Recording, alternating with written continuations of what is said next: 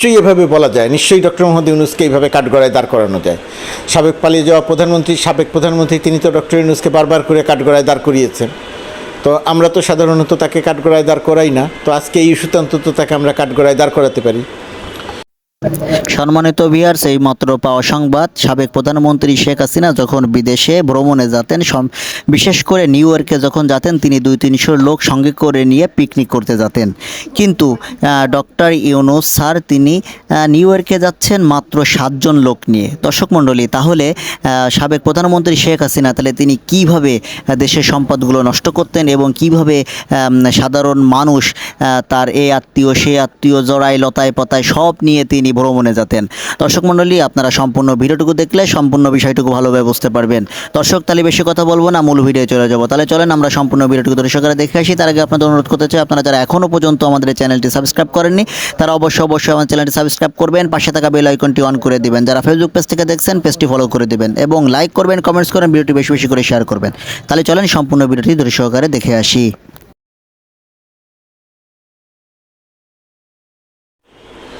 আমাদের পালিয়ে যাওয়া সাবেক প্রধানমন্ত্রী যেখানে 180 বা 200 জন মানুষ নিয়ে একটা রাষ্ট্রীয় পিকনিক আয়োজনের মুডে নিউ ইয়র্কে যেতেন, সেই জায়গাটিতে ডক্টর মোহাম্মদ ইউনূস মাত্র 1 মাস হতে যাচ্ছে তার দায়িত্ব নেয়ার, দেশ পরিচালনার, সেখানে তিনি সেই 180-90 জনের জায়গাতে মাত্র 7 জনকে নিয়ে নিউ ইয়র্কে যাচ্ছেন। এটা খুবই কি বলবো, যে পালিয়ে যাওয়া সাবেক প্রধানমন্ত্রী যে ঐতিহ্যটি তৈরি করে গেছেন, যে রাষ্ট্রীয় বিমান বাংলাদেশ এয়ারলাইন্সের একটি উড়োজাহাজ তিনি নেবেন, ভিভিআইপি ফ্লাইট নাম দেবেন, সেই উড়োজাহাজটিতে তিনি যাবেন, তার বোন যাবে, বোনের ছেলে যাবে, তার বোনের মেয়ে যাবে, সাবেক প্রধানমন্ত্রী যাবেন, তার ছেলে যাবে, তার মেয়ে যাবে, তার ভাইয়েরা যাবে, বিভিন্ন রকমের ভাই। সেই জায়গাটিতে ডক্টর মোহাম্মদ ইউনূস 180-90 জনের যে পিকনিকের আয়োজন সাবেক প্রধানমন্ত্রী করতেন, সেখানে তিনি যাচ্ছেন মাত্র 7 জনকে নিয়ে। এখানে তার কোনো উপদেষ্টা নাই, এখানে তাকে পছন্দ করেন তার শুভানুধ্যায়ী যারা চেয়েছেন যে ডক্টর মোহাম্মদ ইউনূস ক্ষমতায় আসুক, ডক্টর মোহাম্মদ ইউনূস দেশ পরিচালনার দায়িত্বে নেন, তাদের কাউকে তিনি নিচ্ছেন না। তিনি মাত্র 7 জনকে নিয়ে নিউ ইয়র্কে যাচ্ছেন। তো প্রধানমন্ত্রী যে পিকনিকের আয়োজন করতেন, যে হোটেলে তিনি থাকতেন, সেখানে একটা জাঁকজমক পিকনিক হতো, অন্যান্য প্রদেশ থেকে মানুষজন আসতেন এবং সেখানে বোঝা যেত যে বাংলাদেশ কত বড়োভাবে নিউ ইয়র্কে গিয়ে জাতিসংঘের অধিবেশনে অংশগ্রহণ করছেন। আর ডক্টর ইউনূস যাবেন, তিনি মাত্র 7 জনকে নিয়ে যাবেন, সেখানে গিয়ে তিনি বক্তৃতা করবেন, সেখানে গিয়ে সাইড লাইনে ভারতের প্রধানমন্ত্রী সহ আরও কিছু লোকজনের সঙ্গে কথা বলে অত্যন্ত সংক্ষিপ্ত সফর শেষ করে তিনি আবার ঢাকায় ফিরে আসবেন। এখন প্রশ্ন হচ্ছে, আমরা বলি যে পূর্বের সরকার যা করে পরের সরকার এসে সেই ধারাবাহিকতা রাখে না, সব কিছু নষ্ট করে দেয়। তাহলে ডক্টর ইউনূস কি পালিয়ে যাওয়া প্রধানমন্ত্রী শেখ হাসিনার যে ঐতিহ্য, সেই ধারাবাহিকতা না রেখে তিনি কি সেই প্রধানমন্ত্রীর ঐতিহ্য ধ্বংস করে দিলেন, নষ্ট করে দিলেন? নিশ্চয়ই এভাবে বলা যায়, নিশ্চয়ই ডক্টর মোহাম্মদ ইউনূসকে এইভাবে কাঠগড়ায় দাঁড় করানো যায়। পালিয়ে যাওয়া সাবেক প্রধানমন্ত্রী তিনি তো ডক্টর ইউনূসকে বারবার করে কাঠগড়ায় দাঁড় করিয়েছেন। তো আমরা তো সাধারণত তাকে কাঠগড়ায় দাঁড় করাই না, তো আজকে এই ইস্যুতে অন্তত তাকে আমরা কাঠগড়ায় দাঁড় করাতে পারি। কারণ আমাদের রাষ্ট্রীয় বিমান সংস্থা বিমান বাংলাদেশ এয়ারলাইন্স, তার একটি উড়োজাহাজ যদি দেশের প্রধানমন্ত্রী নিয়ে যান, তাহলে এতে আর ক্ষতির কী আছে? সব সম্পদই তো তার নিজের সম্পদ। তিনি তো বলতেন যে আমার বাবা দেশ স্বাধীন করে দিয়ে গেছে, দেশ আমার। সুতরাং তার যেহেতু দেশ, সুতরাং বিমান বাংলাদেশ এয়ারলাইন্সের যত সম্পদ আছে, যত উড়োজাহাজ আছে, সবই তো তার সম্পদ। তো সেটা তো তিনি তার সম্পদ, তার ছেলে মেয়ে ভাই বোনদের নিয়ে তো তিনি যেতেই পারেন, দলীয় লোকজনদের নিয়ে তো তিনি যেতেই পারেন, তার যে তোষামতকারী একদল সাংবাদিক ছিলেন তাদেরকে তো নিয়ে তিনি যেতেই পারেন, সেখানে গিয়ে তো তিনি একটা পিকনিক করতেই পারেন, যেহেতু দেশ তার নিজের। এখন সমস্যা হচ্ছে, দেশ তো ডক্টর মোহাম্মদ ইউনূসের নিজের নয়, তিনি যদিও 1971 সালে এই নিউ ইয়র্কে যাচ্ছেন, সেখানে থেকেই খুব গুরুত্বপূর্ণ দায়িত্ব পালন করেছিলেন মুক্তিযুদ্ধের পক্ষে, তবুও তার বাবা তো আর দেশ স্বাধীন করে দেন নাই। তিনি তো আর বলতে পারবেন না যে দেশ আমার, তিনি বলবেন দেশ আমাদের। তিনি এমনিতেও আমার কথাটা বলেন না, এটা প্রধানমন্ত্রী থেকে তিনি এই শিক্ষাটাও নেন নাই। প্রধানমন্ত্রীর সবই তিনি বলতেন যে এটা আমি করে দিয়েছি, এটা আমি করেছি, আমার সময় এটা হয়েছে। আর ডক্টর ইউনূস কথা বলতে সবসময় গিয়ে কথা বলেন যে আমরা করেছি, আমরা পরিকল্পনা করেছিলাম, আমরা এটা করলাম। মানে কখনোই তিনি বলেন না যে আমি করেছি। তো এটাও একটা প্রধানমন্ত্রীর সঙ্গে ডক্টর ইউনূসের একটা পার্থক্য। সেখানে প্রধানমন্ত্রী যেহেতু দায়িত্ব তার নিজের ছিল, সেই কারণে তিনি সব কিছুই তিনি নিজে করতেন। তো যাই হোক, এইটা তো একটা গেল যে 180-90 জন না নিয়ে 7 জন নিয়ে যাওয়ার যে সমালোচনা ডক্টর মোহাম্মদ ইউনূসের করছি, সেটা নিশ্চয়ই আপনারাও বুঝতে পারছেন যে কেন সমালোচনা করছি এবং কেন সমালোচনা হওয়া দরকার, সেটা করলাম। তো এই সমালোচনার পরিপ্রেক্ষিতে একটা ঘটনা বলি, আপনারা ঘটনাটা জানেন, অনেকেই জানেন। লি কুয়ান ইউ নাম শুনেছেন আপনারা, সিঙ্গাপুরের। লি কুয়ান ইউ সিঙ্গাপুরের, আধুনিক সিঙ্গাপুরের জনক বলা হয় তাকে। ছোটোখাটো গড়নের একজন মানুষ ছিলেন, কিন্তু অত্যন্ত কঠোর মানুষ ছিলেন তিনি। মানে কঠোর কাকে বলে, সামান্যতম কোনো অন্যায় অনৈতিকতাকে তিনি প্রশ্রয় দিতেন না। তো সেই লি কুয়ান ইউ বাংলাদেশ মুক্তিযুদ্ধের পরপর টরন্টোতে জোট নিরপেক্ষ সম্মেলন হয়েছিল।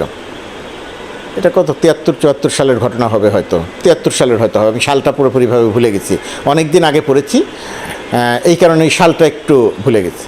তো লি কুয়ান ইউ এর একটা বই আছে, বইটার পুরো নাম সম্ভবত এরকম যে from third world to first world, একটা সাল 1965 সাল থেকে 2000 সাল পর্যন্ত এরকম একটা লেখা আছে বইয়ের উপর। অনেক মোটা বই, 700-800 পৃষ্ঠার একটা বই।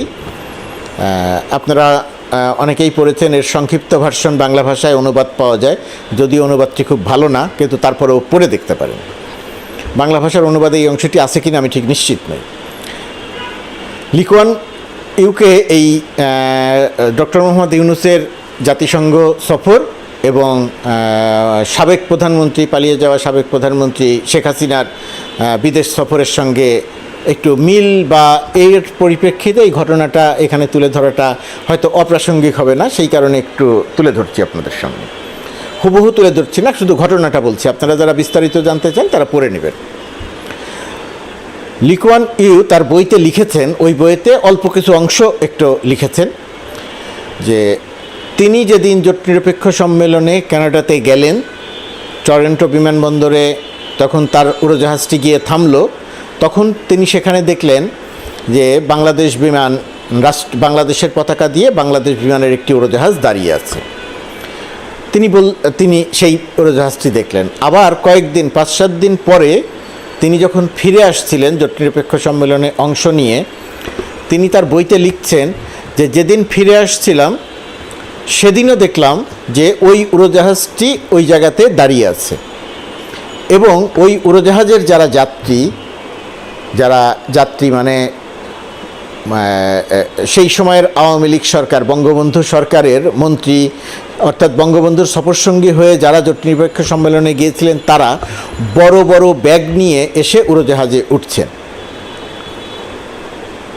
দরিদ্র দেশ, যুদ্ধবিধ্বস্ত দেশ। তখন লি কুয়ান ইউ তার ওই বইতে লিখছেন বিষয়টা এরকম যে বাংলাদেশ একটা দরিদ্র দেশ, মাত্র স্বাধীন হয়েছেন, শেখ মুজিবুর রহমান ওই দেশের নেতা, সেই দেশের একটি উড়োজাহাজ এইরকম 5-7 দিন একটি জায়গাতে বসিয়ে রাখা, তিনি বিস্মিত হচ্ছেন। এবং তিনি বিস্মিত হচ্ছেন একটা গরিব দেশের মন্ত্রীরা, নেতারা ওই বড় বড় লাগেজ ভর্তি করে কেনাকাটা করে উড়োজাহাজে উঠছেন। যে একটা দেশের কি সেই সক্ষমতা আছে যে একটা পুরো উড়োজাহাজ নিয়ে বসিয়ে রাখবেন? বঙ্গবন্ধু শেখ মুজিবুর রহমান এই কাজটি করেছিলেন 1973 বা 74 সালে। ধারাবাহিকতা কাকে বলে দেখেন। আমাদের পালিয়ে যাওয়া প্রধানমন্ত্রী শেখ হাসিনা যখন দেশ চালিয়েছেন, তখন তিনি যেটা করতেন, বিদেশে যাওয়ার সময় ওই যে একটা উড়োজাহাজ নিয়ে সেটার ভিভিআইপি ফ্লাইট নাম দিতেন এবং তিনি সেটাকে তার সঙ্গে রাখতেন। একবার তিনি নিউ ইয়র্কে গেলেন, নিউ ইয়র্কে গিয়ে বসিয়ে রাখলেন 5-6 দিন। সেখান থেকে ওয়াশিংটন গেলেন, ওয়াশিংটন গিয়ে বসিয়ে রাখলেন কয়েকদিন। সেখান থেকে তিনি ঢাকায় ফিরলেন।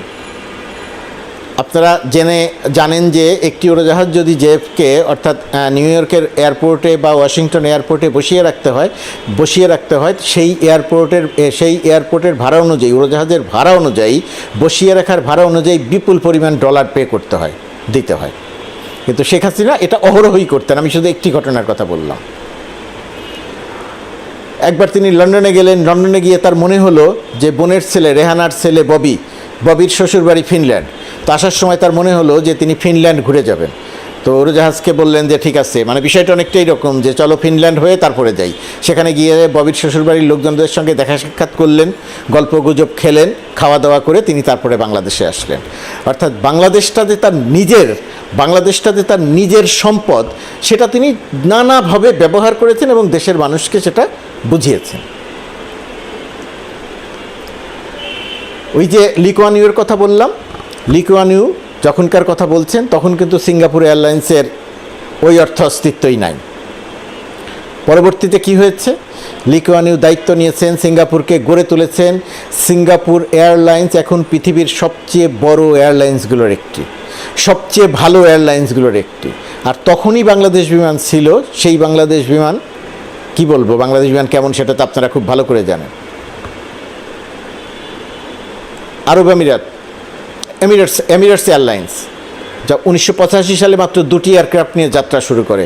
ঢাকায় তারা ফ্লাইট পরিচালনা করতে পারবে কি পারবে না, বাংলাদেশ অনুমতি দেবে কে দেবে না, সেটা নিয়ে তারা তদবির করছিল। পরবর্তীতে তাদের সপ্তাহে 1টি ফ্লাইট চালনা বা 2টি ফ্লাইট চালানোর অনুমতি দেওয়া হয়। সেই এমিরেটস এয়ারলাইন্স পৃথিবীর অন্যতম সেরা এয়ারলাইন্স। আর বিমান বাংলাদেশ এয়ারলাইন্স পৃথিবীর সবচেয়ে নিচের দিকের যদি তালিকা করা হয় তাহলে সেরকম একটা তালিকায় স্থান পাবে। কোনো সরকারই এটার জন্য কোনো কাজ করেনি। আর গত 15 বছরে উড়োজাহাজ কেনা হয়েছে অনেকগুলো। উড়োজাহাজগুলো কেনা হয়েছে, তাও কিন্তু ওই পালিয়ে যাওয়া প্রধানমন্ত্রী শেখ হাসিনার এখানে কৃতিত্ব কম। কৃতিত্ব হচ্ছে 2007-8 সালের যে তত্ত্বাবধায়ক সরকার, সেই তত্ত্বাবধায়ক সরকারের প্রধান উপদেষ্টার বিশেষ উপদেষ্টা ছিলেন, বিশেষ সহকারী ছিলেন মাহবুব জামিল। মাহবুব জামিল মানে হচ্ছে সিঙ্গারের সেই মাহবুব জামিল, এখন তিনি নাই, পৃথিবী ছেড়ে চলে গেছেন। বোয়িংয়ের সঙ্গে একটি চুক্তি করেছিল 13টি এয়ারক্রাফট কেনার। তখন এখনকার যে স্বরাষ্ট্র সচিব, তখন ছিলেন বিমানের সচিব, বিমানের এমডি। সেই সময়ে চুক্তি হয়েছিল বোয়িংয়ের সঙ্গে, এবং এটা পৃথিবীর অন্যতম ভালো চুক্তি, যে এই চুক্তির পরে কমিশন লেনদেনের কোনো প্রশ্ন আসেনি। সেই সুযোগে বাংলাদেশ অনেকগুলো উড়োজাহাজ কিনেছে। কিন্তু উড়োজাহাজ কেনার সঙ্গে সঙ্গে যে ফ্লাইট পরিচালনার যে দক্ষতা দরকার ছিল, শেখ হাসিনা সরকার সেদিকে মনোযোগী দেয়নি। এমন এমন ফ্লাইট চালু করেছে যেগুলো অলাভজনক, লোকসান। যে উড়োজাহাজগুলো কেনা হয়েছিল সেগুলো দূরবর্তী যাত্রার, কিন্তু সেগুলো অল্প যাত্রায় চালানো হয়েছে। ঢাকা টোকিও ফ্লাইট চালানো হয়েছে, কিন্তু ফ্লাইট চালানোর জন্যে আগে যে সমস্ত বিষয় পর্যবেক্ষণ করা দরকার ছিল, মার্কেট সার্ভে করা দরকার ছিল, সেগুলোর কোনো কিছু করা হয়নি। এখন কত 1 বছরের লোকসান হয়েছে কত 166 কোটি টাকা বা কত কোটি টাকা। যাই হোক, এগুলো মূল বিষয় না। মূল বিষয়টা হচ্ছে ওই জায়গাতে ফিরি, যে ডক্টর মোহাম্মদ ইউনূস আওয়ামী লীগের যে ঐতিহ্য, শেখ হাসিনার যে ঐতিহ্য, নিউ ইয়র্কে পিকনিক করতে যাওয়া, জাতিসংঘ অধিবেশনে যোগ দেওয়ার জন্যে, সেই ঐতিহ্যটি তিনি ধ্বংস করে দিলেন। এখন এটার জন্য কি ডক্টর মোহাম্মদ ইউনূসের প্রশংসা করব? সামাজিক যোগাযোগ মাধ্যমে তো তাই হচ্ছে, আর আমি তো এখানে সমালোচনা করছি। তাহলে আপনারা এখন আমাকে কি করবেন? আপনাদের যা ইচ্ছা সেটা করেন, কিন্তু বাংলাদেশটা আমাদের। আবারও বলছি, বাংলাদেশটা আমাদের। বাংলাদেশটা শেখ হাসিনার একার না। বাংলাদেশটার স্বাধীনতার পিছনে বঙ্গবন্ধুর বিশাল বড় অবদান, অথবা অন্যতম প্রধান অবদান বা প্রধানতম অবদান। কিন্তু বঙ্গবন্ধু দেশ ও জাতির পক্ষে সেই অবদান রেখেছিলেন, শেখ হাসিনার বাবা হিসেবে নয়। শেখ হাসিনা এটাকে শুধু তার বাবার অবদান হিসেবে, বাবা হিসেবে নিয়ে গেছেন। এটা হচ্ছে তার হীনমন্যতা, এটা হচ্ছে তার নিচু মানসিকতা। ডক্টর মোহাম্মদ ইউনূস দায়িত্বে এসেছেন, তিনি দেশটাকে আমাদের কাছে দিয়েছেন, তিনি দেশটাকে আমাদের মনে করেছেন। ছাত্র জনতা আন্দোলন করেছে, রক্ত দিয়েছে দেশটাকে আমাদের বানানোর জন্যে, আমার বানানোর জন্য নয়। শেখ হাসিনার যে একা বানিয়েছিলেন, সেই একা বানানোর জন্য নয়। ডক্টর মোহাম্মদ ইউনূস শেখ হাসিনার যে ঐতিহ্য ছুঁড়ে ফেলে দিয়ে যে ঐতিহ্য তৈরি করে গেলেন, এই ঐতিহ্যটা যেন বাংলাদেশে টেকসই হয়। আর কোনো শাসক এসে বাংলাদেশকে যেন যাচ্ছে তাই রকমের ব্যবহার না করে, নিজের সম্পদ হিসেবে যেন ব্যবহার না করে, রাষ্ট্রীয় এবং জনগণের সম্পদ।